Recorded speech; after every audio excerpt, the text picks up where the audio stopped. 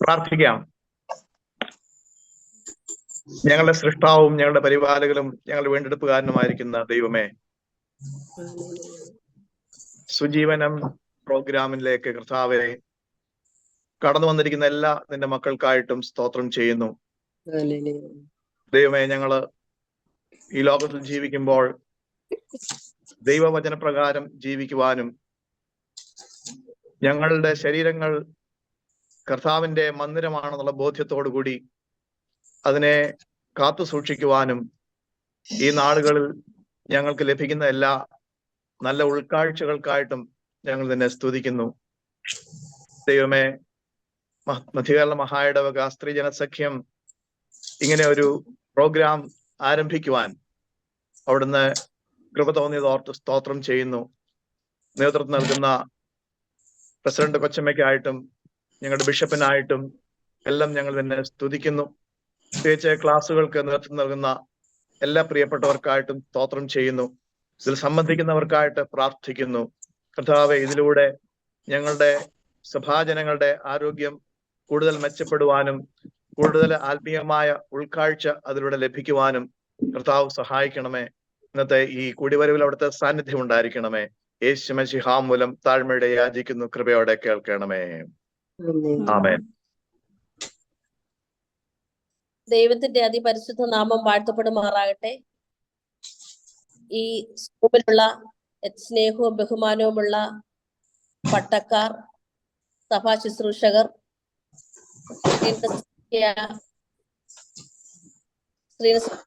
സെക്രട്ടറിമാർ, പ്രസിഡന്റ്, ഇന്ന് നമുക്ക് മുഖ്യ സന്ദേശം നൽകുന്ന ഡോക്ടർ ജേക്കബ് വടക്കാഞ്ചേരി, എല്ലാവർക്കും കർത്താവ് യേശുവിന്റെ നാമത്തിൽ സ്നേഹ. ഞങ്ങൾക്ക് ചില ബുദ്ധിമുട്ടുണ്ട്, അതാണ് എല്ലാവരോടും ക്ഷമാപണം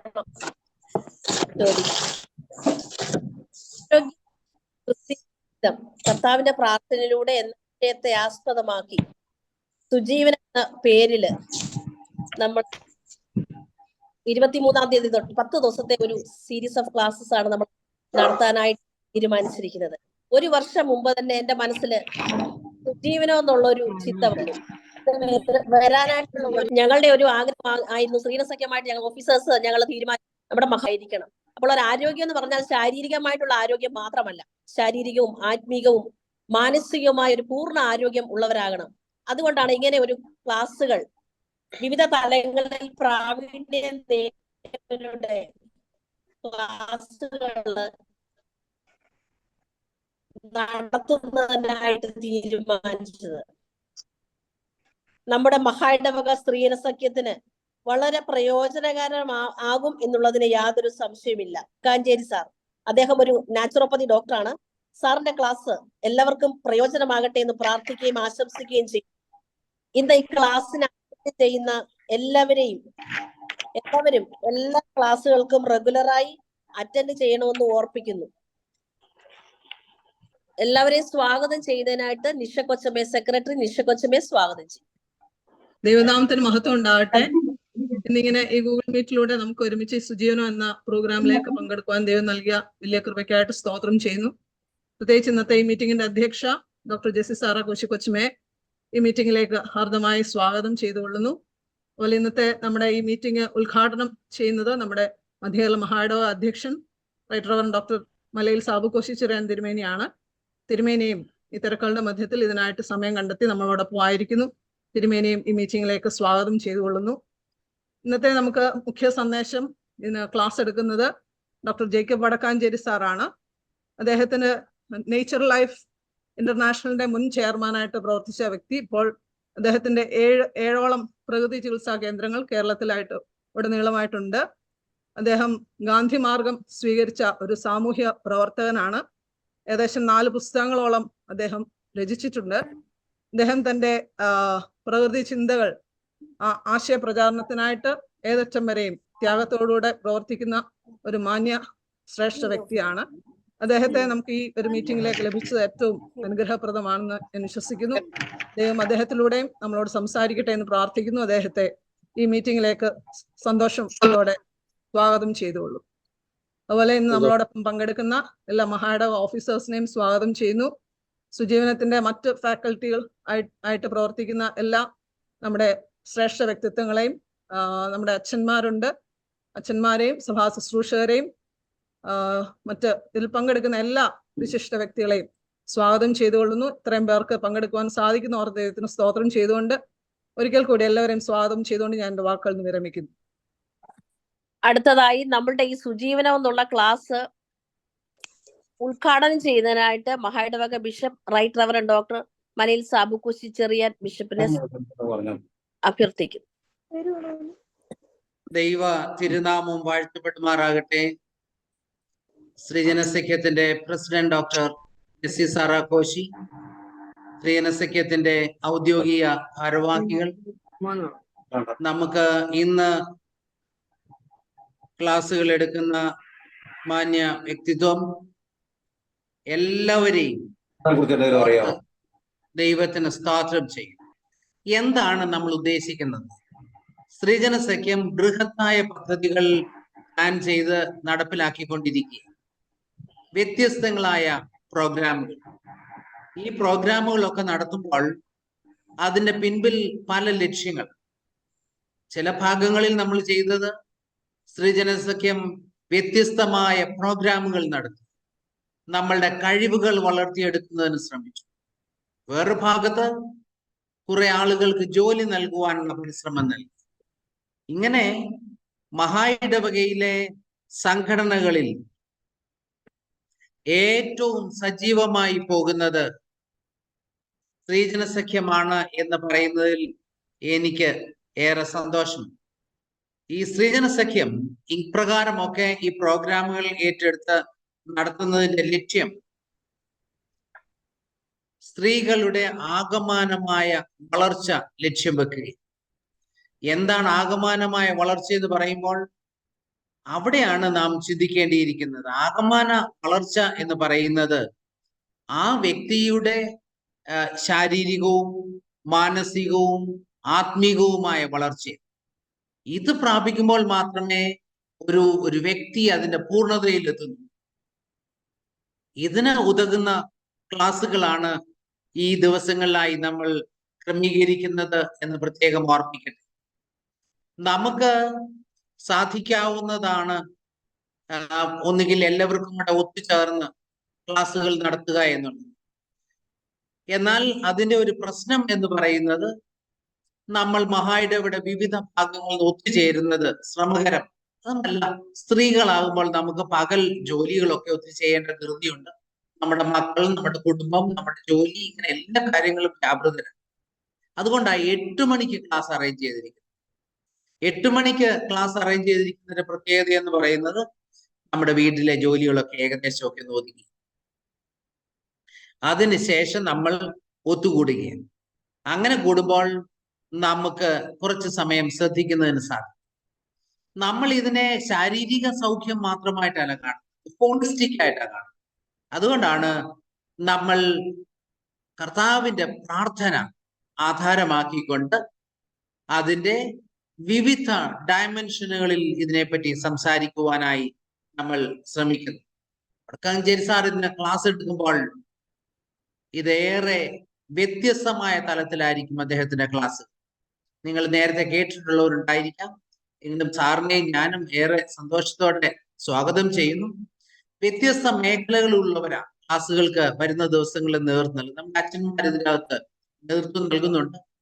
എല്ലാവരെയും ഓർത്ത് സ്തോത്രം ചെയ്യുന്നു. നമ്മുടെ സ്ത്രീകളുടെ മാത്രം വളർച്ചയ്ക്കല്ല, സ്ത്രീകളുടെ വളർച്ച ഈ അറിവ് ലഭിക്കുന്നതിലൂടെ അവര് കുടുംബത്തിനാകമാനം, ചുറ്റുപാടിനാകമാനം ഈ വെളിച്ചം പകർന്നു നൽകുവാൻ സാധിക്കും. ആ ഒരു വലിയ ലക്ഷ്യത്തോടെയാണ് വിമൻസ് ഫെലോഷിപ്പ് ഈ ക്രമീകരണം ചെയ്തിരിക്കുന്നത്. ഞാൻ എൻ്റെ വാക്കുകളെ ചുരുക്കട്ടെ. നിങ്ങളെ എല്ലാവരെയും വളരെ സ്നേഹത്തോടെ ബിഷപ്പ് എന്ന നിലയിൽ ഞാനും സ്വാഗതം ചെയ്യുന്നു. വരുന്ന ഈ കുറെ ദിവസങ്ങൾ നടക്കുന്ന സീരീസ് ഓഫ് ക്ലാസ്സുകളാണല്ലോ, അത് അർത്ഥവത്തായി തീരട്ടെ. എല്ലാ ദിവസവും മുടങ്ങാതെ കയറുവാൻ നിങ്ങൾ ശ്രദ്ധിക്കണം എന്ന് ഓർമ്മിക്കുന്നു. ഔപചാരികയുടെ പേരിൽ ഈ സമ്മേളനം ഉദ്ഘാടനം ചെയ്തതായി പ്രസ്താവിച്ചുകൊണ്ട് ഞാൻ എൻ്റെ വാക്കുകളെ ചുരുക്കുന്നു. ദൈവം നമ്മെ എല്ലാം അനുഗ്രഹിക്കട്ടെ.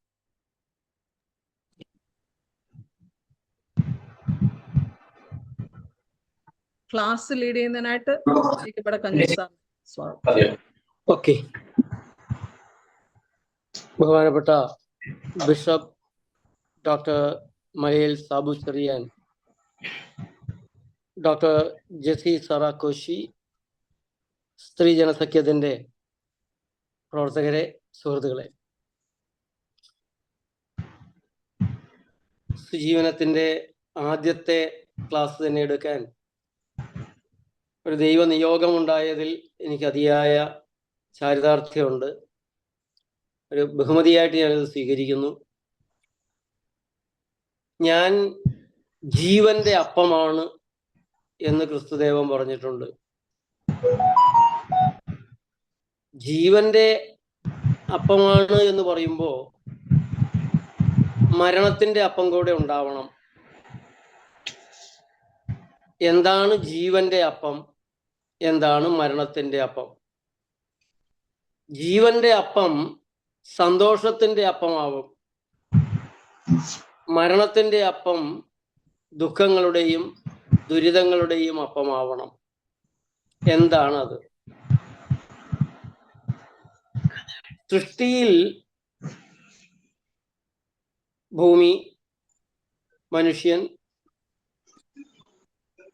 മനുഷ്യനോട് കഴിക്കാൻ കൽപ്പിക്കുന്ന ഒരു ഭക്ഷണമുണ്ട്. ഉൽപ്പത്തിയിൽ 1-ാം അധ്യായത്തിൽ 28-29 വാക്യങ്ങളിൽ അത് കാണാൻ സാധിക്കും. ആകാശത്തിലെ പറവകളുടെയും ജലത്തിലെ മത്സ്യങ്ങളുടെയും കരയിലെ മൃഗങ്ങളുടെയും മേൽ ഞാൻ നിനക്ക് ആധിപത്യം തന്നിരിക്കുന്നു.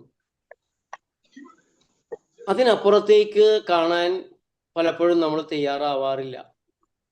29-ാമത്തെ വാക്യം പറയുന്നത് നിന്റെ ആഹാരത്തിന് ഞാൻ ഹരിത സസ്യങ്ങൾ തന്നിരിക്കുന്നു എന്നാണ്. പക്ഷെ അതിനുശേഷം കാളക്കുട്ടിയെ ബലി കൊടുക്കാനും മത്സ്യം 5 അപ്പം കൊണ്ട് മത്സ്യം കൊണ്ട് 5000 പേരെ തീറ്റ്, ഇങ്ങനെയുള്ള കാര്യങ്ങളൊക്കെ നമുക്ക് കാണാൻ സാധിക്കും. ബൈബിളിൽ ഈ ആഹാരത്തെക്കുറിച്ചുള്ള തർക്കങ്ങൾ എന്തൊക്കെയായിരുന്നാലും പ്രായോഗികമായി ഏദൻ തോട്ടത്തിലെ ഭക്ഷണത്തെ, മത്സ്യഭക്ഷണത്തെ, ബലി കൊടുക്കപ്പെടുന്ന കാളക്കുട്ടിയുടെ ഇറച്ചിയെ ഒക്കെ വെച്ചുകൊണ്ട് പ്രായോഗികമായ ഒരു പരീക്ഷണം നടത്തുകയാണെങ്കിൽ ഇന്ന് ഈ ഭൂമുഖത്ത് അറിയപ്പെടുന്നതും അറിയപ്പെടാത്തതുമായ സകല രോഗങ്ങളും മാറാൻ ഏതാനും ആഴ്ചകളിലെ, ഏതാനും മാസങ്ങളിലെ ഏദൻ തോട്ടത്തിലെ ഭക്ഷണക്രമം മതി എന്നുള്ളത് നിരന്തരമായി ബോധ്യപ്പെട്ടുകൊണ്ടിരിക്കുന്ന ഒരാളാണ് ഞാൻ.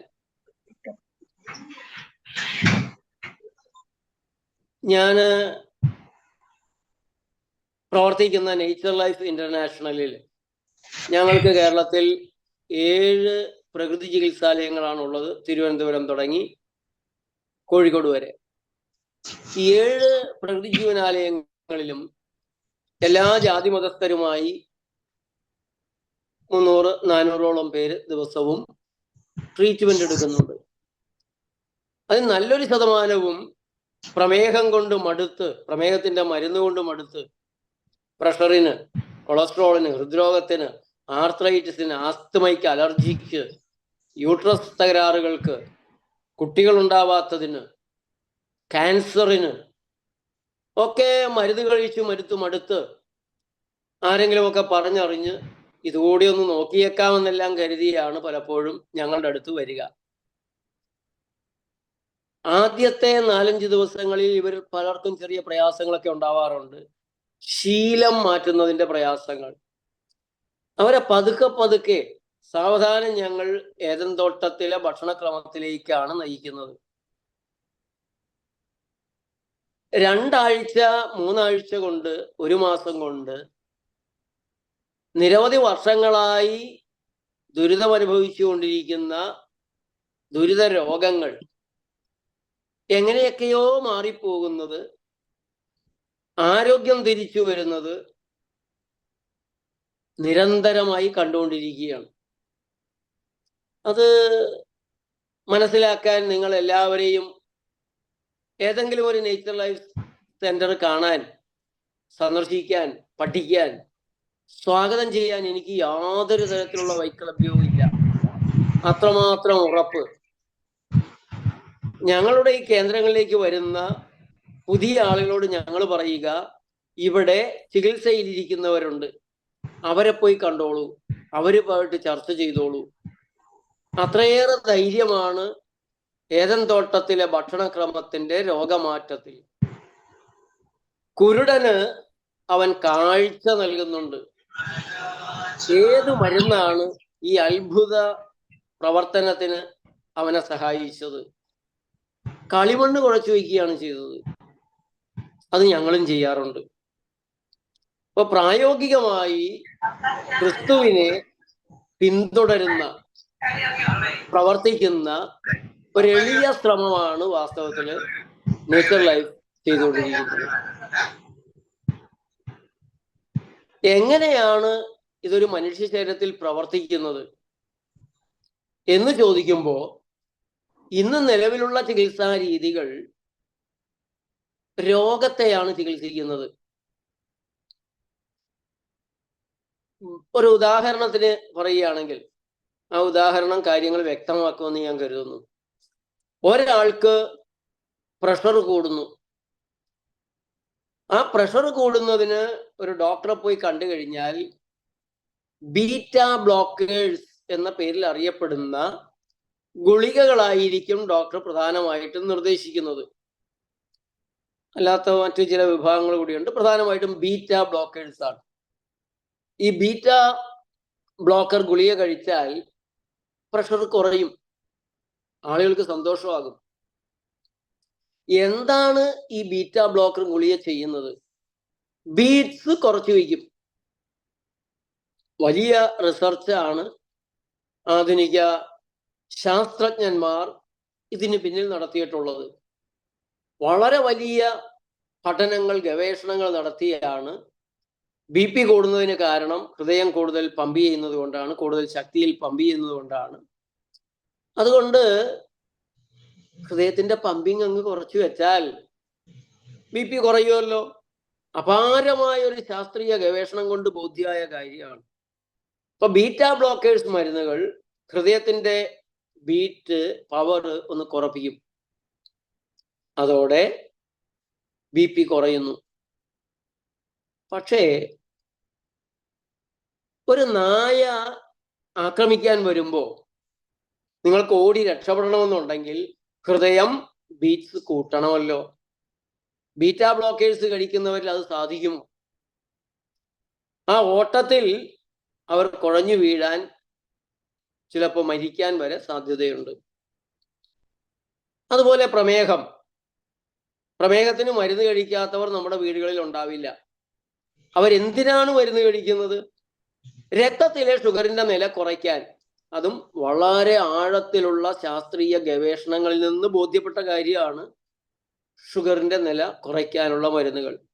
അത് പാങ്ക്രിയാസ് വയ്യാത്ത, ക്ഷീണിതമായ, രോഗം പിടിച്ച പാങ്ക്രിയാസിനെ പീഡിപ്പിച്ച് കൂടുതൽ ഇൻസുലിൻ ഉണ്ടാക്കുന്ന തരത്തിലുള്ള മരുന്നുകളാവാം. പാങ്ക്രിയാസ് പ്രവർത്തിക്കുന്നില്ല എന്ന് കണ്ടാൽ അഡീഷണൽ ഇൻസുലിൻ പുറത്തുനിന്ന് കൊടുക്കുന്ന ശാസ്ത്രീയമായ രീതികളാവാം. വളരെ മഹത്തരമായ രീതികളാണ്. ഷുഗറിന്റെ അളവ് കുറയ്ക്കണം രക്തത്തില്. ഈ ഷുഗറിന്റെ അളവ് കൂട്ടിയത് ശരീരം തനിയെ കൂട്ടിയതാണോ, അതോ ഷുഗർ നിങ്ങൾ ഇട്ടുകൊടുത്തത് കൊണ്ട് കൂടിപ്പോയതാണോ? ഇട്ടുകൊടുത്തത് കൂടിയതാണോ? കൊടുത്ത് ഷുഗർ കൈകാര്യം ചെയ്യാനുള്ള കഴിവ് ശരീരത്തിന് കുറഞ്ഞു പോയതാണോ?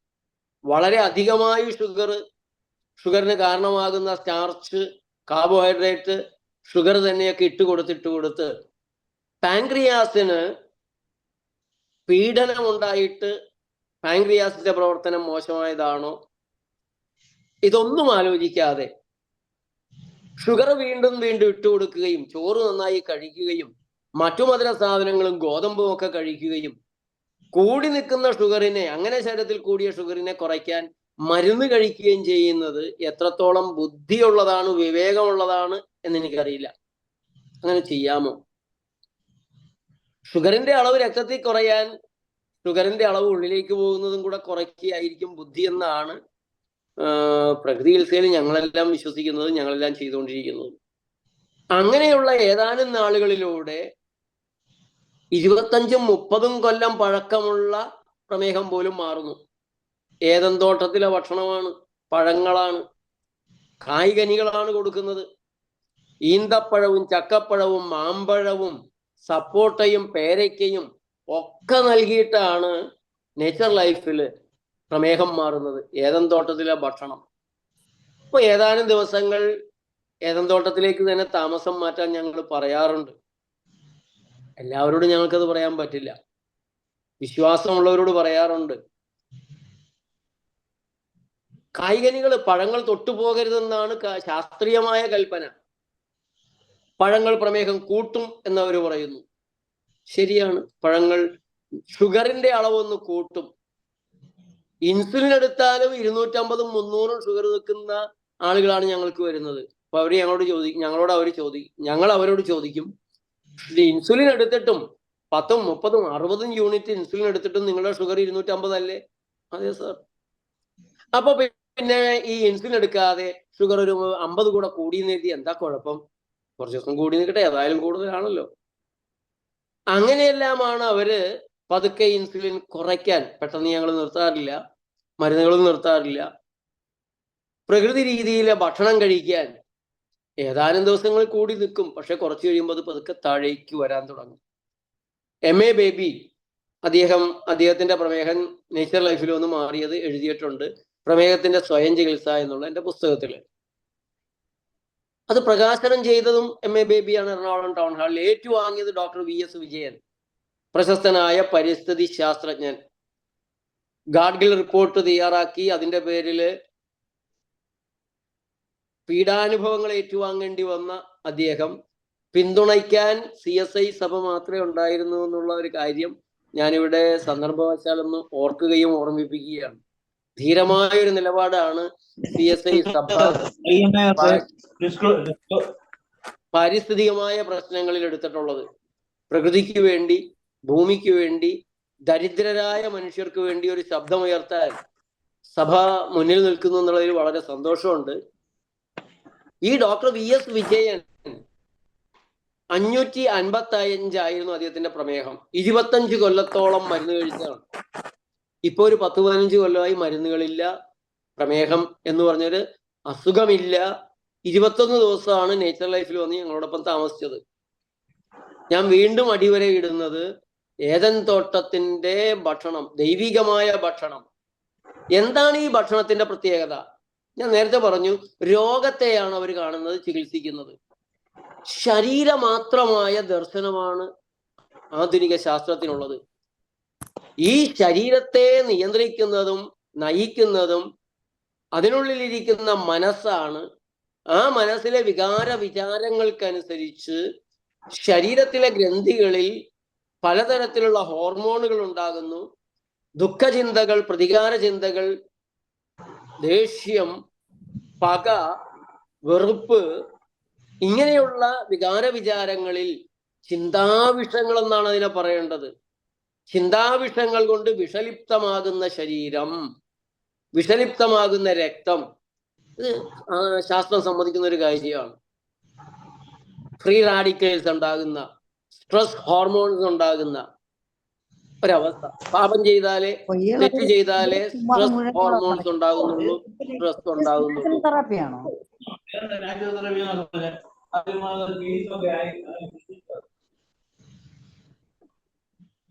പാപം ചെയ്താലേ, നുണ പറഞ്ഞാലേ, ഒരു നുണ നമ്മൾ പറയുമ്പോൾ നമുക്കതിൽ വേറെ ഒന്നും തോന്നാറില്ല. സൗകര്യത്തിന് വേണ്ടി ചിലപ്പോൾ കളി തമാശയായിട്ട് പോലും നുണ പറയുന്നവരുണ്ട്. പറയരുത്. എന്തുകൊണ്ട് പറയരുത്? അത് പാപമാണ്, നരകത്തിൽ പോകും. അതൊക്കെ ചെറുപ്പകാലത്ത് ഞങ്ങളുമൊക്കെ ധാരാളം കേട്ടിട്ടുണ്ട്, വിശ്വസിച്ചിട്ടില്ല. അല്ലെങ്കിൽ അന്ന് പേടിച്ചിട്ടുണ്ട്. പക്ഷെ കുറച്ചും കൂടെ കഴിഞ്ഞപ്പോൾ, കോളേജിലൊക്കെ പോന്നപ്പോൾ ഈ അന്ധമായ പറച്ചിലുകളെ ധിക്കരിക്കാനുള്ള ഒരു വാസനയാണ് ഉണ്ടായിട്ടുള്ളത്. ഇന്നത്തെ ചെറുപ്പക്കാർക്കും അത് തന്നെയായിരിക്കും ഉണ്ടായിരിക്കുക. പക്ഷെ വേറൊരു തലം അതിനുണ്ട്. എന്തുകൊണ്ട് നുണ പറയരുത്? നിങ്ങളൊരു നുണ പറയുമ്പോൾ പിനാക്യോ ഇഫക്റ്റ് ഉണ്ടാകുന്നു എന്നാണ് ശാസ്ത്രം പറയുന്നത്. എന്താണ് പിനാക്യോ ഇഫക്റ്റ്? മൂക്കിന്റെ തുമ്പത്ത് പ്രകടമായ ചില മാറ്റങ്ങൾ, നിറമൊന്നു മാറുക, ചൂട് കൂടുക. മൂക്കിന്റെ തുമ്പത്തായത് കൊണ്ടാണ് പിനാക്കിയോ ഇഫക്റ്റ്. പിനാക്കിയോയുടെ കാര്യം ഞാൻ കഥ പറയേണ്ട ആവശ്യമില്ല.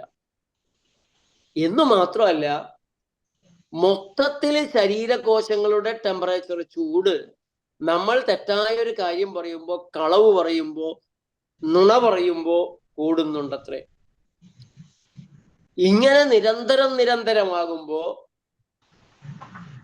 നമ്മുടെ മനസ്സിൽ ഇത്തരത്തിലുള്ള ഭാവന, വിരുദ്ധ ഭാവന, നെഗറ്റീവായിട്ടുള്ള നുണയുടെ, ചതിയുടെ, പകയുടെ, കളവിന്റെ ഈ ഭാവന, നമ്മുടെ ഭാവന, ചിന്ത, എങ്ങനെ പാരവഹിക്കണം, എങ്ങനെ അന്യൻ്റേത്, ഇങ്ങനെയൊക്കെയുള്ള ചിന്തകള് ഭാവിക്കുന്നത് ഭവിക്കും, ഭയക്കുന്നത് വളരെ വേഗം ഭവിക്കും.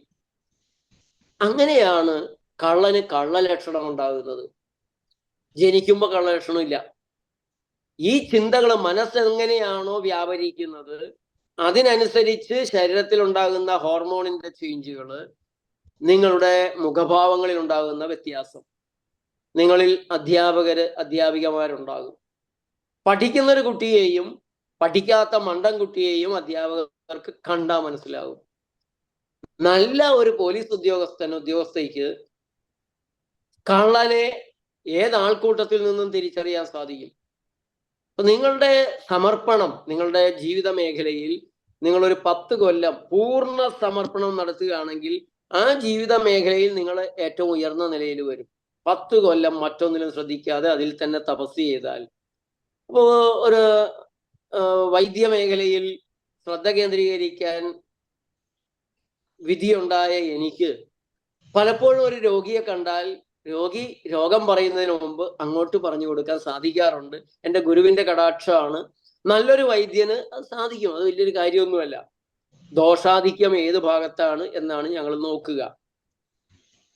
അപ്പൊ നമ്മുടെ ഭാവനയ്ക്കനുസരിച്ച്, നമ്മുടെ വാക്കുകൾക്കനുസരിച്ച്, നമ്മുടെ പ്രവർത്തികൾക്കനുസരിച്ച് ശരീരത്തിൽ ഉണ്ടാകുന്ന ലക്ഷണങ്ങൾ, അങ്ങനെ നമുക്ക് വഴിയെ നടക്കുമ്പോൾ എതിരെ വരുന്ന ഒരു ഡാൻസ് ടീച്ചറെ തിരിച്ചറിയാൻ കുണുങ്ങിയുള്ള ഒരു നടപ്പ്, ഒരു ചിത്രകാരനെ കണ്ടാൽ, സ്വപ്നം കണ്ട് ബുദ്ധിജീവിയെ കണ്ടാലൊക്കെ തിരിച്ചറിയാൻ സാധിക്കുന്നത്. അപ്പൊ നമ്മളൊരു നുണ പറയുമ്പോൾ നമ്മുടെ ശരീരത്തിൽ ഉണ്ടാകുന്ന രാസമാറ്റങ്ങൾ, ഇത് മനസ്സും ശരീരവും, മനസ്സും രോഗവും തമ്മിലുള്ള ഒരു ബന്ധമായിട്ട് കൂടെ നമ്മൾ കാണേണ്ടതുണ്ട്. രോഗമാറ്റത്തിന് രോഗത്തെ ചികിത്സിച്ചിട്ട് കാര്യമില്ല, രോഗത്തിന്റെ കാരണത്തെ ചികിത്സിക്കണം. അപ്പൊ നിങ്ങളുടെ മനസ്സിന്റെ വികാര വിചാരങ്ങളുടെ, ചിന്താവിഷങ്ങളുടെ ഫലമായി നിങ്ങൾക്കുണ്ടാകുന്ന ശാരീരിക തകർച്ച, അതിന് മരുന്നുകൾ ഇട്ടുകൊടുത്തിട്ട് കാര്യമില്ല. ഇനി അതിനും അപ്പുറത്തേക്ക് നിങ്ങളുടെ ആത്മതലത്തെ കൂടെ പരിഗണിക്കാതെ നിങ്ങൾക്ക് ആരോഗ്യത്തെ മനസ്സിലാക്കാൻ സാധിക്കില്ല. രോഗങ്ങളെ എങ്ങനെ മാറ്റിയെടുക്കണം, എന്താണ് രോഗമെന്ന് പോലും മനസ്സിലാക്കാൻ സാധിക്കില്ല. നിങ്ങൾക്ക് വേണമെങ്കിൽ നമ്മുടെ നാട്ടിലെ മരുന്ന് കമ്പനികൾ മരുന്ന് വിൽക്കാൻ വേണ്ടി എഴുതി ഉണ്ടാക്കിയിട്ടുള്ള കെട്ടുകണക്കിന് വരുന്ന സാഹിത്യങ്ങളിൽ ഭ്രമിക്കാം. ഞാനൊരു 5-10 ലക്ഷം രൂപയുടെ മെഡിക്കൽ ടെക്സ്റ്റുകൾ വാങ്ങി വെച്ചിട്ടുണ്ട്. ഇടയ്ക്കത് വായിക്കും, റെഫർ ചെയ്യും.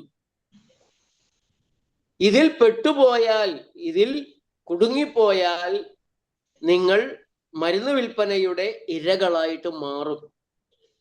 അതേസമയം നിങ്ങൾ നിങ്ങളുടെ ശരീരം എന്താണെന്നും മനസ്സിന്റെ സ്വാധീനം ശരീരത്തിൽ എന്താണെന്നും മനസ്സിനെയും നിയന്ത്രിക്കുന്ന നിങ്ങൾ ആരാണെന്നും, നിങ്ങളൊരു നിസ്സാരമായ 60, 80, 100 വർഷം ജീവിച്ച് മരിച്ചു പോകുന്ന, ചീഞ്ഞു പോകുന്ന, പ്രാണനങ്ങ് പോയാൽ ചീഞ്ഞു പോകുന്ന ഒരു ജഡശരീരമല്ല എന്ന് ആദ്യം മനസ്സിലാക്കണം. ഈ ശരീരത്തിന്റെ തൃഷ്ണകൾക്കനുസരിച്ച് നാടകങ്ങൾ നടത്താനുള്ളതല്ല ഈ ജീവിതം. ജീവിതത്തിന് ഉയർന്ന ചില അർത്ഥതലങ്ങളുണ്ട്. വഴിയെ നടക്കുമ്പോൾ കടകളിൽ കാണുന്ന കൊതിപ്പിക്കുന്ന, ത്രസിപ്പിക്കുന്ന, ആകർഷിക്കുന്ന നിറങ്ങളുള്ള സാധനങ്ങൾ വാങ്ങി തിന്ന് രസിക്കേണ്ടതല്ല. അതിനപ്പുറത്തേക്കുള്ള ചില കാര്യങ്ങൾ കൂടെ ജീവിതത്തിനുണ്ട്. ആശയതലങ്ങളുണ്ട്, അർത്ഥതലങ്ങളുണ്ട് എന്നുകൂടെ നമുക്ക് മനസ്സിലാക്കാൻ സാധിച്ചുകൊണ്ട് നമ്മുടെ ശരീരത്തെ നിയന്ത്രിക്കുന്ന മനസ്സ്, മനസ്സിനെയും നിയന്ത്രിക്കുന്ന ഞാൻ എന്ന ആത്മതലത്തെ കാണാൻ സാധിക്കുമ്പോൾ, ഈ ആത്മതലം എങ്ങനെയാണ് ശരീരത്തിൽ പ്രവർത്തിക്കുന്നത്, അതിൻ്റെ ഇതുപോലുള്ള കാര്യങ്ങളുടെ ചില സൂചനകൾ ഞാൻ തരാം. ഇന്ന് എന്നെ കേൾക്കുന്ന നിങ്ങൾ നല്ലൊരു ശതമാനവും വിദ്യാസമ്പന്നരാണ്, വളരെ ഉയർന്ന വിദ്യാ നിലവാരത്തിലുള്ളവരാണ് എന്നുള്ളത് കൊണ്ട് പറയാം, human body voltage, cell voltage, human body cell voltage അല്ലെങ്കിൽ സെൽ വോൾട്ടേജ് എന്ന് നിങ്ങളൊന്ന് ഗൂഗിൾ ചെയ്യുക. വോൾട്ടേജ് ഉണ്ടാകുന്ന ഇലക്ട്രിസിറ്റിക്കാണ്. നമ്മുടെ ശരീരത്തിലെ കോശത്തിൽ വൈദ്യുതി ഉണ്ടോ എന്നുള്ളതാണ് എൻ്റെ ചോദ്യം. ഗൂഗിൾ പറയും 0.07 വോൾട്ട്. ഇതാണ് മനുഷ്യ ശരീരത്തിലെ ഒരു കോശത്തിന്റെ വോൾട്ടേജ്. മനുഷ്യ ശരീരത്തിൽ 37.2 ട്രില്യൺ കോശങ്ങളുണ്ട്. അപ്പൊ ഈ കോശങ്ങളുടെ മുഴുവൻ വോൾട്ടേജും കൂടെ ചേർന്നാൽ എങ്ങനെയിരിക്കും? ആരോഗ്യത്തിൽ ഈ വോൾട്ടേജിന് എന്ത് സ്ഥാനം? ഹ്യൂമൻ ഇലക്ട്രിസിറ്റിക്ക് എന്ത് സ്ഥാനം? ഇത് അറിഞ്ഞോ അറിയാതെ നമ്മുടെ നാട്ടിലെ ഡോക്ടർമാർ ഉപയോഗിക്കുന്നുണ്ട്. ഹൃദയം മിടിക്കുന്നത് ഒരു ഇലക്ട്രിക്കൽ ഇമ്പൾസസ് അടിക്കുമ്പോഴാണ്. ഹാർട്ടിൽ ഇലക്ട്രിസിറ്റി ഉണ്ടാക്കാൻ കഴിയുന്ന കോശങ്ങൾ പ്രത്യേകമായിട്ടുണ്ട്. എല്ലാ കോശത്തിലും മൈറ്റോകോൺട്രിയോൺ ഉണ്ട്. പിന്നെ ശരീരത്തിൽ ഇലക്ട്രോലൈറ്റ്സ് ഉണ്ട്. മനസ്സ് താളം തെറ്റിയ ഷോക്ക് അടിപ്പിച്ച് ഇലക്ട്രിസിറ്റി കടത്തിവിട്ട് നേരെയാക്കാനുള്ള ശ്രമങ്ങളൊക്കെ നടത്താറുണ്ട്. ദയനീയമായി പരാജയപ്പെടുകയാണ് അത് ചെയ്യുക എന്നുള്ളത് വേറൊരു കാര്യം. ഹൃദയത്തിന്റെ മിടിപ്പ് കുറഞ്ഞു കഴിഞ്ഞാൽ ബാറ്ററി വെച്ച് പൾസ് മേക്കർ വയ്ക്കുന്നുണ്ട് ഇലക്ട്രിസിറ്റി കൂട്ടാനായിട്ട്. അപ്പൊ ഈ ഇലക്ട്രിസിറ്റി എന്താണ്?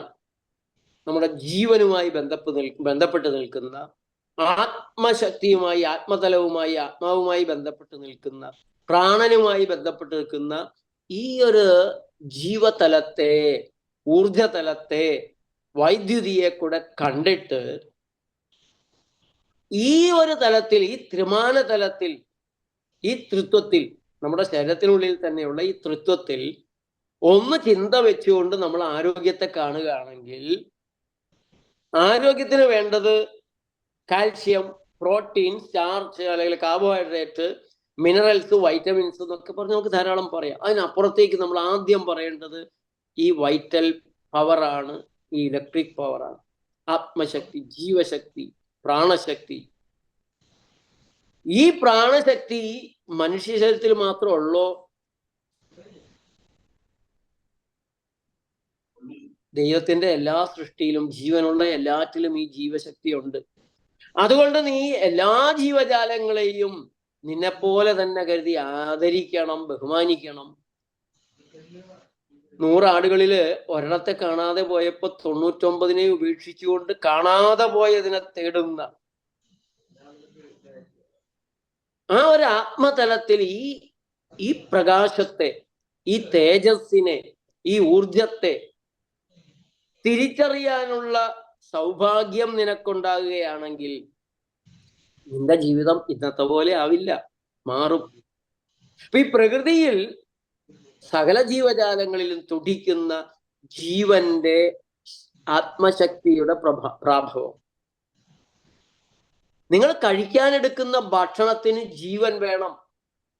ഭക്ഷണത്തിന് ആത്മീയ തലങ്ങളുണ്ട്, ഭക്ഷണത്തിന് മനസ്സുണ്ട്, ഭക്ഷണത്തിന് ശരീരമുണ്ട്. പക്ഷെ ആ ശരീരം മാത്രം, ഭക്ഷണ ശരീരം മാത്രമേ, അത് പലപ്പോഴും ജഡശരീരമാകുന്നതിൽ ശ്രീനാരായണ ഗുരു മീൻകറിയെ ശവക്കറി എന്നാണ് വിശേഷിപ്പിച്ചിട്ടുള്ളത്. ആഹാരത്തിന്റെ ജീവതലത്തെ ഇവിടെ ആരും കാണുന്നില്ല. കടയിലിരിക്കുന്ന ഒരു തക്കാളി, അതിന് ജീവനുണ്ടോ? ചാടി പലരും പറയും ജീവനില്ല എന്ന്. എന്നാ പറമ്പിലേക്കൊന്ന് ഇട്ട് നോക്കിയേ, അത് മുളച്ചു വരും. എന്തുകൊണ്ട്? എങ്ങനെ?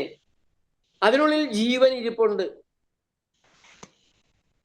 ഈ ജീവൻ ഉറങ്ങിയിരിക്കുന്ന തക്കാളിയെ പറമ്പിൽ എറിഞ്ഞിടുന്നതിന് പകരം ഉള്ളിലേക്ക് എറിഞ്ഞിട്ടാൽ, വയറ്റിലേക്കിട്ടാൽ അവിടെ കിടന്ന് തക്കാളി മുളച്ച് തക്കാളി പൂവ് തലയിൽ വിടർന്ന്, അല്ലല്ലോ. ഈ ജീവൻ എവിടെ പോകും? എന്ത് സംഭവിക്കും? ഏദൻ തോട്ടത്തിൽ മനുഷ്യനോട് കഴിക്കാൻ കൽപ്പിക്കപ്പെട്ട ഈ നിധിപേടകങ്ങൾ, ജീവന്റെ ചെപ്പുകൾ നമ്മുടെ ഉള്ളിലേക്ക് പോയിട്ട് ജീവന് നമ്മുടെ ജീവന് ശക്തി പകരുകയും ആ ആഹാരത്തിന്റെ മനസ്സ് നമ്മുടെ മനസ്സായി മാറുകയും, അത് പലർക്കും ഒരു സംശയം ഉണർത്താം. ആഹാരത്തിന്റെ മനസ്സ് നമ്മുടെ മനസ്സ്, അവിടെയാണ് സാത്വിക ഭക്ഷണം. യഹൂദന്മാർ അതിനെ കോഷർ ഫുഡ് എന്ന് പറയാറുണ്ട്. ഇസ്ലാമിൽ അതിന് തൊയ്യീബ് എന്ന് പറയും. സാത്വികമായ ഭക്ഷണം, വിശുദ്ധ ഭക്ഷണം, ഏദന്തോട്ടത്തിലെ ഭക്ഷണം. ആ ഒരു ഭക്ഷണം നിന്റെ മനസ്സിനെ എങ്ങനെ മാറ്റുന്നു? നമുക്ക് വെട്ടും കുത്തും നടത്താൻ എരിവും പുളിയും ഉപ്പും ഒക്കെയുള്ള ഭക്ഷണം ആവാം. രാജസമായ ഭക്ഷണം, അതിനെ ഹലാലെന്ന് നിനക്ക് താമസ ഭക്ഷണമാകാം. അധമ ഭക്ഷണം, വീഞ്ഞു കുടിച്ച് പരിഹാസിയെ പോലെ ആവരുത്. മദ്യം നിന്റെ മനസ്സിനെ എത്ര പെട്ടെന്നാണ് അധമ വികാരങ്ങളിലേക്ക് കൊണ്ടുപോകുന്നത്, നിന്നെ തന്നെ നശിപ്പിക്കുന്നത്. നിന്നെ മാത്രമല്ല, നിന്റെ കുടുംബത്തെ നശിപ്പിക്കുന്നത്. അതാണ് മരണത്തിന്റെ ഭക്ഷണം. ഞാൻ ആദ്യം പറയുകയുണ്ടായി, ജീവന്റെ ഭക്ഷണം. അതാണ് ഏദന്തോട്ടത്തിന്റെ ഭക്ഷണം. പഴങ്ങൾ, പച്ചക്കറികൾ, കരിക്ക്, തേങ്ങ തുടങ്ങിയെല്ലാം ജീവന്റെ ഭാഗത്ത് നിൽക്കുന്ന ഭക്ഷണങ്ങളാണെങ്കിൽ, മരണത്തിന്റെ അപ്പം ചാരായമാണ്. ആ ചാരായത്തെക്കാൾ ഏറ്റവും മനുഷ്യനെ നശിപ്പിക്കുന്ന, വ്യക്തിപരമായി, ശാരീരികമായി, മാനസികമായി ദുർബലമാക്കുന്ന, ഒരിക്കലും നമ്മൾ കഴിക്കാൻ പാടില്ലാത്ത ഒരു പ്രേത ഭക്ഷണമാണ്, മരണത്തിന്റെ ഭക്ഷണമാണ് പഞ്ചസാര. യക്ഷി ചെകുത്താൻ നമ്മളെ വശീകരിക്കുക, ആകർഷിക്കുക എന്നാണ് പറയുന്നത്. ഒഴിവാക്കാൻ പ്രയാസമാണ്. പഞ്ചസാരയും ഒഴിവാക്കാൻ പലർക്കും പ്രയാസമാണ്. ബേക്കറിയുടെ മുന്നിലോട്ട് പോയാൽ കള്ളുഷാപ്പിന്റെ മുന്നിലൂടെ മദ്യപാനി പോകുന്ന പോലെയാണ് ഐസ്ക്രീം കടയുടെ മുന്നിലൂടെ നടക്കുന്ന നമ്മുടെ തലമുറയെ ഈ തെറ്റായ ഭക്ഷണം, അധമ ഭക്ഷണം ആകർഷിക്കുന്നത്. അവരുടെ പല്ലിൽ എല്ലിന്നും കാൽഷ്യം വലിച്ചെടുത്ത് മാത്രമേ പഞ്ചസാരയ്ക്ക് ദഹിക്കാൻ പറ്റുള്ളൂ. ഫോസ്ഫറസും ബി കോംപ്ലക്സും കൂടെ. അതുകൊണ്ടാണ് ഇന്ന് 30-40 വയസ്സാകുമ്പോൾ സകല മനുഷ്യർക്കും എല്ല് തേയ്മാനം, കാൽമുട്ട് തേയ്മാനം. പലരും പഞ്ചസാര നിർത്തി 3 മാസം കൊണ്ട് വേദന എവിടെ പോയെന്ന് അറിയില്ല, മാറി രക്ഷപ്പെട്ടു എന്ന് പറയുന്നവരുണ്ട്. അതുപോലെ തവിട് കളഞ്ഞ ചോറും കൂടെയൊക്കെ ഒന്ന് ഉപേക്ഷിക്കാൻ പറ്റിയാൽ, തവിടുള്ള അരിയാണ് മനുഷ്യന് വേണ്ടത്. ഇപ്പോ ഒന്ന്, മനുഷ്യന്റെ വൈറ്റൽ പവർ, ഈ ആത്മീയമായ തേജസ്. ആ തേജസ്, ആത്മീയതയുള്ള ഫ്രഷ് ആയ പഴങ്ങളും പച്ചക്കറികളും കൂടുതൽ കഴിക്കുന്നതിലൂടെ അത്ഭുതകരമായ, നിങ്ങൾക്ക് വിശ്വസിക്കാനാവാത്ത മാറ്റം ഏതാനും നാളുകൾ കൊണ്ട് നേടിയെടുക്കാൻ സാധിക്കും. ചെറിയ ചെറിയ രോഗങ്ങളൊക്കെ ഉള്ളവര് ഒരു 2 ആഴ്ച പഴങ്ങളും പച്ചക്കറികളും വേവിക്കാത്തതും മാത്രം, കരിക്കും തേങ്ങയും ജ്യൂസ്, മധുരമിടാത്ത ജ്യൂസും പച്ചവെള്ളവും മാത്രം കഴിച്ചു നോക്ക്. വെറും 2 ആഴ്ച കൊണ്ട് നിങ്ങളുടെ രോഗങ്ങൾ എവിടെ പോയി എന്ന് വെറും 2 ആഴ്ചത്തെ കാര്യമുള്ളൂ. ഒരു 50 നോമ്പിലെ ഭക്ഷണം വേവിക്കാത്തത് മാത്രം ഏദന്തോട്ടത്തിൽ താമസമാക്കുക. നിങ്ങളുടെ പ്രമേഹം എവിടെ പോയെന്ന് അറിയില്ല, നിങ്ങളുടെ ഹൃദയത്തിലെ ബ്ലോക്കുകൾ എങ്ങനെ മാറിയെന്ന് അറിയില്ല, ആസ്തമ പോയ വഴിയുണ്ടാവില്ല. ആസ്തമക്കാരാണെങ്കിൽ ഇരുട്ടുന്നതിന് മുമ്പ് ഭക്ഷണം, പഴങ്ങൾ കഴിച്ച് നിർത്തണം എന്ന് ഞങ്ങൾ പ്രത്യേകം പറയും. അല്പം വെയിൽ കൊള്ളണമെന്ന് പറയും. അപ്പോ ദൈവികമായ ഒരു ഭക്ഷണത്തിലേക്ക്, അഹിംസയുടെ, കൊല്ലരുത് എന്ന 10 കൽപ്പനകളിലെ പ്രധാന കൽപ്പനയുടെ പാതയിലൂടെയുള്ള ഒരു വ്യത്യസ്തമായ യാത്രയിൽ, ഒന്നിനെയും കൊല്ലാതെ, ആരെയും കൊല്ലാതെ, ഒന്നിനെയും കൊല്ലാതെ, നിനക്ക് വിധിക്കപ്പെട്ടിട്ടുള്ള, ദൈവികമായി വിധിക്കപ്പെട്ടിട്ടുള്ള കൽപ്പിതമായ ഭക്ഷണം, ആ ഭക്ഷണം സകല രോഗങ്ങളെയും മാറ്റുന്നു എന്ന് മാത്രമല്ല, മനുഷ്യന്റെ മനസ്സിന് വരുത്തുന്ന ഒരു മാറ്റമുണ്ട്, ഒരു നവീകരണമാണ്. 2 കാര്യം കൂടെ പറഞ്ഞിട്ട് ഞാൻ ചുരുക്കാൻ നിങ്ങളുടെ ചോദ്യങ്ങളിലേക്ക് വരാം. മനുഷ്യന്റെ രക്തത്തിൽ എന്തൊക്കെയാണ് ഉള്ളത്? എവിടെ പോയി ചോദിച്ചാലും വിദ്യാസമ്പന്നനായ കേരളീയർക്ക് ഉത്തരവുണ്ട്. Red blood cells, white cells, platelets, lymphocytes, monocytes, plasma, ഇങ്ങനെയൊക്കെ പറയും. അപ്പൊ ഞാൻ അവരോട് ചോദിക്കും, മനുഷ്യന്റെ രക്തത്തിൽ ചാരായം ഇല്ലേ? ഇല്ല. ഇല്ലേ? ആ, കുടിച്ചാലുണ്ടാവും. അല്ല, ഞാൻ ചോദിച്ച രക്തത്തിൽ എന്തൊക്കെയാ ഉള്ളേ? ചോറുണ്ടാവുമോ? ഇല്ല എന്ന് ആദ്യം പലരും പറയും. പിന്നെ പറയും ഗ്ലൂക്കോസ് കൂടും. ചോറ് കഴിക്കുന്നതിന് മുമ്പ് ബ്ലഡ് ടെസ്റ്റ് ചെയ്യുമ്പോൾ ഗ്ലൂക്കോസിന്റെ അളവ് 100 ആണെങ്കിൽ ചോറ് കഴിച്ചതിന് ശേഷം അത് 150 200 ആകും. അപ്പൊ ചോറ് കഴിച്ചാൽ ചോറ് രക്തത്തിൽ കയറും. അച്ചാറ് തീനിയുടെ രക്തം എങ്ങനെയിരിക്കും? നിങ്ങൾ ഇന്ന് കഴിക്കുന്ന ഭക്ഷണം നാളത്തെ നിങ്ങളാകും. ഈ കവിള് ഇന്നലകളിൽ ഞാൻ കഴിച്ച ഭക്ഷണമാണ്. ഇതൊരു പ്രൊഡക്റ്റാണ്, ഉൽപ്പന്നമാണ്. ഞാൻ ഇന്നലകളിൽ കൊടുത്ത റോ മെറ്റീരിയൽസ്, അസംസ്കൃത വസ്തുക്കളെ എൻ്റെ ഉള്ളിലുള്ള ജൈവ മെഷീനറികള് പരിവർത്തനപ്പെടുത്തി പാകപ്പെടുത്തി രക്തത്തിലേക്ക് കടത്തി. രക്തത്തിൽ എന്തൊക്കെയാ ഉള്ളത്? ചാരായം കുടിച്ചവൻ വഴിയിൽ നിന്ന് ബഹളം ഉണ്ടാക്കിയ പോലീസുകാർ അറസ്റ്റ് ചെയ്ത് ആശുപത്രി കൊണ്ടുപോയി ബ്ലഡ് ടെസ്റ്റ് ചെയ്യിക്കുമ്പോ കുടിച്ച മദ്യം രക്തത്തിലുണ്ട്.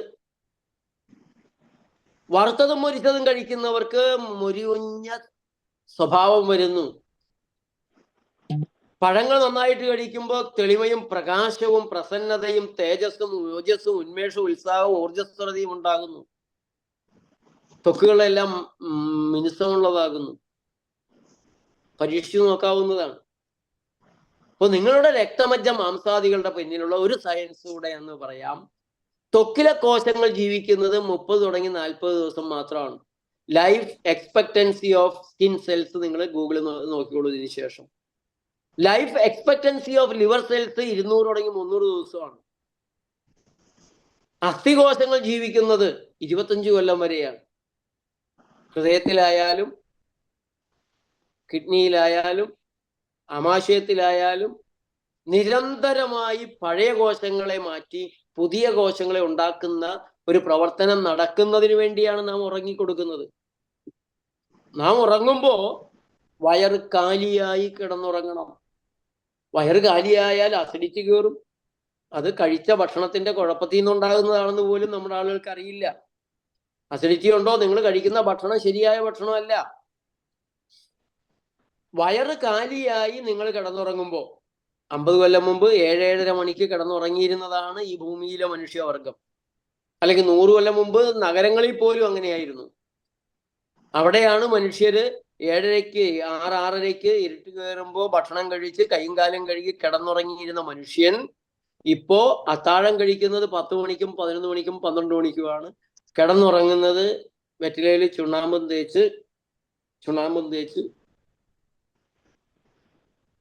1 മണിക്കും 2 മണിക്കും 3 മണിക്കുമാണ്. ചെറുപ്പക്കാർക്ക് അറിയില്ല.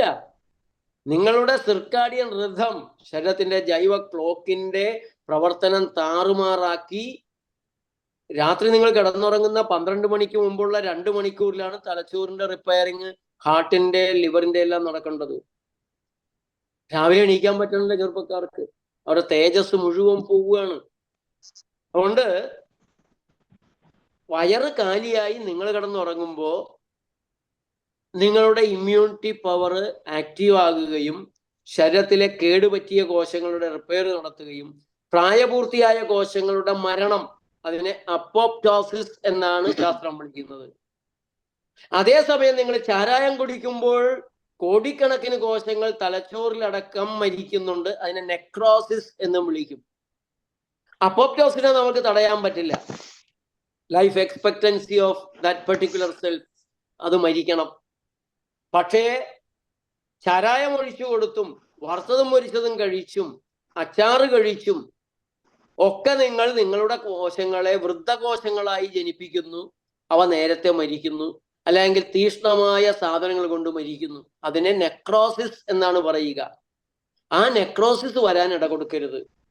അപ്പോപ്റ്റോസിസ് നടക്കട്ടെ. അതും 200 തുടങ്ങി 300 ദിവസമാണ് കരളിലെ കോശങ്ങൾ ജീവിക്കുന്നത്. 2 ആഴ്ച തുടങ്ങി 4 ആഴ്ച വരെയാണ് നിങ്ങളുടെ ത്വക്കിലെ കോശങ്ങൾ ജീവിക്കുന്നത്. ചാരായം കുടിക്കുന്നവന്റെ ത്വക്കിലെ കോശങ്ങൾ 2 ആഴ്ച പോലും ജീവിക്കില്ല. അച്ചാറ് തീനിയുടെ ത്വക്കിലെ കോശങ്ങൾ 2 ആഴ്ച കഷ്ടിയൊക്കെ ഓടിയിട്ട് വറുത്തതും മൊരിച്ചും കൂടെ കഴിക്കണമെങ്കിൽ 2 ആഴ്ച തന്നെ തീരും. അതേസമയം പഴങ്ങൾ കഴിച്ചുണ്ടാകുന്ന രക്തകോശങ്ങളായാലും സ്കിന്നിലെ കോശങ്ങളായാലും ഹൃദയത്തിൽ അതിന്റെ കാലാവധി തികച്ച് അതിന് ജീവിക്കാൻ പറ്റും. ഇതാണ് വ്യത്യാസമുള്ളത്, പ്രത്യേകതയുള്ളത്. അപ്പോ ഇനിയും ധാരാളം കാര്യങ്ങൾ ഇതുമായിട്ട് ബന്ധപ്പെട്ട് പറയേണ്ടതുണ്ട്. നിങ്ങൾ ഗൂഗിൾ സെർച്ച് നടത്താൻ പറ്റിയവരായതുകൊണ്ട് കാർബോടോക്സിസിറ്റി അതെന്താണെന്ന് നോക്കണം. കാർബോടോക്സിസിറ്റി, നിങ്ങൾ തവിട് കളഞ്ഞ അരിയുടെ ചോറാണ് കഴിക്കുന്നതെങ്കിൽ നിങ്ങൾ വിഷമാണ് കഴിക്കുന്നത്. നിങ്ങൾ അളവിൽ കൂടുതൽ ചോറ് കഴിക്കുന്നുണ്ടെങ്കിൽ കാർബോടോക്സിക് ആകും, നിങ്ങൾ വിഷമാണ് കഴിക്കുന്നത്, പ്രമേഹത്തിന് വഴിയൊടുക്കും. നിങ്ങൾ ഒരു പാരാസിറ്റമോൾ കഴിക്കുന്നുണ്ടെങ്കിൽ paracetamol may cause haematological malignancies. Paracetamol may cause haematologic malignancies. നോക്കണം, 3 തരത്തിലുള്ള ക്യാൻസർ പാരാസിറ്റമോൾ ഉണ്ടാകുമെന്നാണ് പുതിയ പഠനങ്ങൾ പറയുന്നത്. Blood cancer, bone marrow cancer and lymph node cancer. അതുകൊണ്ട് ഇത് ഏറ്റവും ചെറിയ മരുന്നിന്റെ ഒരു അപകടമാണ് ഞാൻ പറഞ്ഞത്. ആ മേഖലയിലേക്ക് ഞാൻ കടന്നിട്ടില്ല. രോഗത്തിന് മരുന്നുകൾക്ക് പോകരുത്. തൽക്കാലം രോഗത്തെ അടിച്ചമർത്തിയാലും രോഗത്തിന്റെ കാരണം നിങ്ങൾ തന്നെ മാറ്റണം. നിങ്ങൾ രോഗത്തിന്റെ കാരണം മാറ്റിയാൽ രോഗങ്ങളെല്ലാം മാറിക്കോളും, തനിയെ മാറിക്കോളും. ശരീരത്തിന് അതിനെ മാറ്റാനുള്ളൊരു കഴിവുണ്ട്. ശരീരത്തെ സഹായിച്ചാൽ മതി. ദൈവികമായ സൃഷ്ടിയാണ് ശരീരം എന്നുള്ളത് കൊണ്ട് മനുഷ്യ സൃഷ്ടിയായ മരുന്നുകളുടെ ആവശ്യം അതിനില്ല. ഈ മരുന്നുകളെല്ലാം തന്നെ വലിയ വലിയ രോഗങ്ങൾ, 5-10 കൊല്ലം വല്ലപ്പോഴും ഒക്കെ പാരാസിറ്റമോൾ കഴിച്ചാൽ നിങ്ങൾക്ക് പ്രമേഹം ഉണ്ടാകാനുള്ള സാധ്യത കൂടി. ക്യാൻസർ ഉണ്ടാക്കുന്നതിൽ പാരാസിറ്റമോളിന്റെ പങ്ക് 3 ക്യാൻസറിൽ മാത്രം ഒതുങ്ങി നിൽക്കുന്നില്ല. ഇനി ഒരു കാര്യം കൂടെ പറഞ്ഞ് ഞാനിപ്പോൾ തൽക്കാലം സമാപിപ്പിക്കാം. നിങ്ങൾ ഗൂഗിൾ ചെയ്ത് നോക്കുമ്പോൾ depression and suicidal risk are the side effects of more than 200 common drugs. Depression and suicidal risk are the side effects of more than 200 common drugs എന്നത് കൂടി ഒന്ന് നോക്കണം. അപ്പോൾ VOX-ന്റെ ഒരു സൈറ്റ് കിട്ടും. അത് നോക്കിയാൽ 200 മരുന്നുകളുടെയും ക്യാൻസർ ഉണ്ടാക്കുന്ന 200 മരുന്നുകളുടെയും ലിസ്റ്റ് അതിൽ കിട്ടും. അതുകൊണ്ട് ഏതൻ തോട്ടത്തിലെ ഭക്ഷണത്തിന് അപ്പുറത്തും ഇപ്പുറത്തും ഒരു മരുന്ന് ലോകത്തില്ല. യഥാർത്ഥ മരുന്ന്, കച്ചവട താല്പര്യമില്ലാത്ത മരുന്ന്. ക്രിസ്തു ഉപദേശങ്ങൾ കച്ചവടത്തിന് വേണ്ടിയിട്ടല്ല നൽകിയിട്ടുള്ളത്. നിർദ്ദേശങ്ങൾ കച്ചവടത്തിന് ലാഭത്തിന് വേണ്ടി തന്നിട്ടുള്ളതല്ല. അത് മനുഷ്യവംശത്തിന്റെ നന്മയ്ക്ക് വേണ്ടിയിട്ടാണ്. ആ ക്രിസ്തുവിനെ, നമ്മുടെ ഏദൻ തോട്ടത്തെ നമുക്ക് 100% വിശ്വസിക്കാം. അവിടെ ഷെയർ ചെയ്യാനായിട്ടോ ഷെയർ മാർക്കറ്റിന്റെ ഉയർച്ച താഴ്ചകളോ ഒന്നും തന്നെ വരുന്നില്ല. അവിടെ ചതി വരുന്നില്ല. വളരെ സന്തോഷമുണ്ട് ഈ വിഷയം നിങ്ങളോട് സംസാരിക്കാൻ സാധിച്ചതിൽ.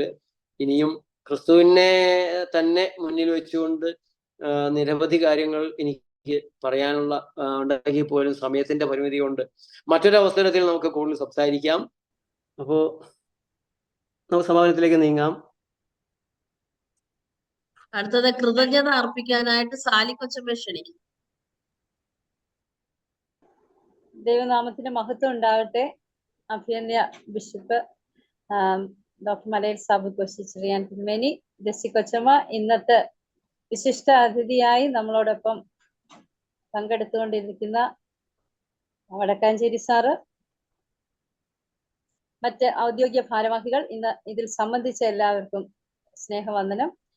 മധ്യകേരള മഹായിടവ ശ്രീയനസഖ്യം എടുത്ത ഒരു വേറിട്ട ചുവടുവയ്പ്പാണ് ഇന്നിവിടെ ആരംഭിച്ചിരിക്കുന്നത്. സുജീവനം എന്ന ഒരു പ്രോഗ്രാമിലൂടെ പല തരത്തിലുള്ള വിഷയങ്ങൾ നാം പഠിക്കാനായിട്ട് ആരംഭിച്ചിരിക്കുകയാണ്.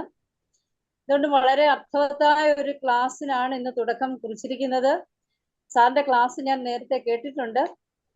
ഇപ്പം കുറ്റബോധത്തോടെയാണ് അന്നെടുത്ത തീരുമാനങ്ങളൊക്കെ പലപ്പോഴും തുടർന്നുകൊണ്ട് പോകാൻ സാധിക്കാത്തതിലുള്ള ഒരു വിഷമമുണ്ട്. എന്നാലും ഇന്നത്തെ ക്ലാസ്സുകൾ വളരെയേറെ ചിന്തിപ്പിക്കുന്ന ക്ലാസ്സുകളായിരുന്നു. ഏദൻ തോട്ടത്തിലേക്ക് മടങ്ങി പോകുക എന്ന് പറയുന്നത് വലിയ ഒരു അർത്ഥതലത്തെയാണ് നമുക്ക് പകർന്നു തന്നത്. സാറിന്റെ അഹിംസയുടെ കൽപ്പനയിലൂടെ ദൈവികമായി വിധിക്കപ്പെട്ട കൽപ്പിത ഭക്ഷണം ആരോഗ്യത്തെ നിലനിർത്തുന്നു എന്ന വലിയ ചിന്ത, വലിയൊരു ആശയമാണ് നമുക്ക് പകർന്നു തന്നത്. നമുക്ക് എല്ലാവർക്കും അറിയാം, ഭക്ഷണം നമ്മുടെ ശരീരത്തിന് ആരോഗ്യമാകണമെങ്കിൽ അത് കഴിക്കേണ്ട രീതിയിൽ തന്നെ കഴിക്കണം. മരുന്നുകൾ എപ്പോഴും വിഷമാണെന്ന് നമുക്കറിയാം. കുറച്ചെങ്കിലും വ്യത്യാസങ്ങൾ ഈ ക്ലാസ്സിലൂടെ നമ്മുടെ ജീവിത ശൈലിയിൽ ഉണ്ടാവട്ടെ എന്ന് ആത്മാർത്ഥമായി പ്രാർത്ഥിക്കുന്നു. എന്റെ കർത്തവ്യത്തിലേക്ക് ഞാൻ വേഗം കടക്കുകയാണ്. ഇന്നത്തെ ഈ സുജീവനം നമുക്ക് ഉദ്ഘാടനം ചെയ്തു തന്നത് അഭിമന്യ ബിഷപ്പ് റൈറ്റർ ഡോക്ടർ മലയിൽ സാബു കോശി ചെറിയാൻ തിരുമേനിയാണ്. ഇതിന്റെ അധ്യക്ഷപദം അലങ്കരിച്ചത് നമ്മുടെ സ്ത്രീയന സഖ്യത്തിന് നമ്മുടെ WF പ്രസിഡന്റ് ഡോക്ടർ ജെസ്സി സാറാക്കോശി കൊച്ചമ്മയാണ്. കൊച്ചമ്മയുടെ ദീർഘകാലത്തെ ഒരു ആഗ്രഹവും ദീർഘകാലത്തെ ഒരു താല്പര്യവും ആണ് ഇന്ന് ഇവിടെ കൊച്ചമ്മയോടും അഭിനന്യ ബിഷപ്പിനോടുമുള്ള നന്ദി ഞാൻ അറിയിക്കുന്നു.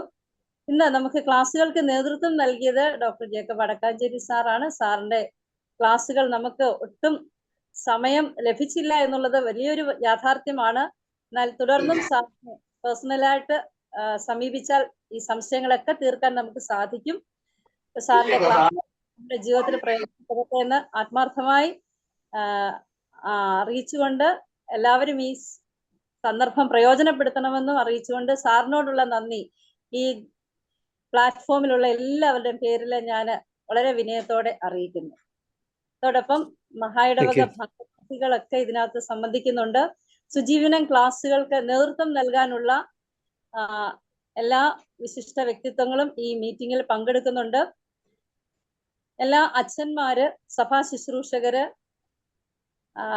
വിമൻസ് ഫെലോഷിപ്പിന്റെ ഡിസ്ട്രിക്ട് തലത്തിലുള്ള ചുമതലക്കാര്, യൂണിറ്റ് പ്രസിഡന്റുമാര്, സെക്രട്ടറിമാര്, മറ്റ് സ്ത്രീജനസഖ്യ അംഗങ്ങൾ എല്ലാവരോടുമുള്ള നന്ദി അറിയിച്ചുകൊണ്ട് തുടർന്നും ഈ ക്ലാസ്സുകൾ കണ്ടിന്യൂ ചെയ്യണമെന്ന് അഭ്യർത്ഥിച്ചുകൊണ്ടും ഞാൻ എൻ്റെ വാക്കുകൾ നിർത്തുന്നു. ദൈവം നമ്മെ അനുഗ്രഹിക്കട്ടെ.